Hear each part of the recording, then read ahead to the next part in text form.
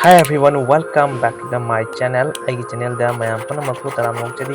ngasi gi video se unboxing gi video doi mi Digitech company gi ni ko wireless microphone ni asigi kano se microphone se ne ko Amazon da aina order to ki bani adu asi lae adu mayam da unboxing gi video se mayam da ngasi se thamjare adu mayam ni ngasi ko sigi unboxing se ngasi se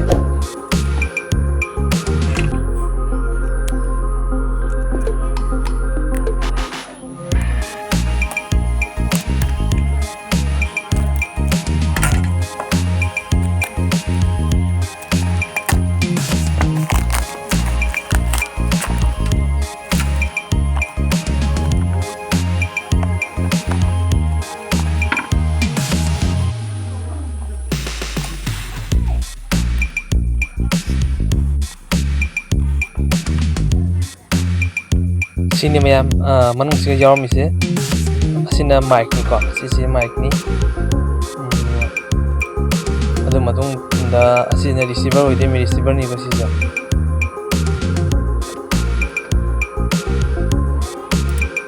posu yamna phaba male asigi price se oide sina lupa lising amani ko yamna sutang wanate ado manung da magi manual guide yaure sisi ko manual guide sisi sigi manung da oide sina ina oide se sisi na magi charger cable ni ko sisi ko sini ado video se makata na mayam da ko aidi magi testing se mayam da ingan jage kamana to ba asigi mic cover su yam phai post su yam phai apa quality gini ado video se magi testing se mayam to jage kamana to ba hebdo jodi video se makata na yamina se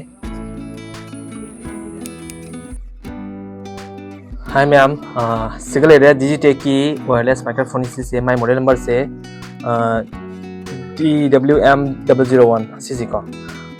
cc Yama cc में नुंगा आई नसी ने बजे थाम फारे मयाम सुयंग बियो cc comment तो भाई तो मयाम दम तंग यंग लगे सिगी सागी आई नसु यंग खरे मयाम दा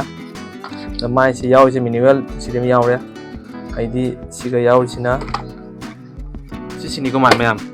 कनो से सिमा हुजी light ngali asi se huji on da lei ba ko makhon se mic yaw gana makhon se kamai to ba do mic yaw gana makhon se kamai to ba do mayam da yeng jara kya huji se mic on to ri ko mic on to ri do the mic se off to gana kamai makhon se lak ha ba do mayam da mung yeng na kya huji mi yeng se microphone se yaw da bi ko makhon se kamai to ba do asi sina magi receiver ni receiver sin se do asi se hap ga de gi OTG do on to ga asi se hap ni do ina ngang se mic se pan de da on to de da ai recording do ni ko ya ni mic se hap ga na kamai to ba hap ga na kamai to ba do gi mic se ko si gi mic se sa so de mi sa ta la ga mayam da demo ting hin de ko si se sigi type sigi kon siga hap de chef charge to ne ba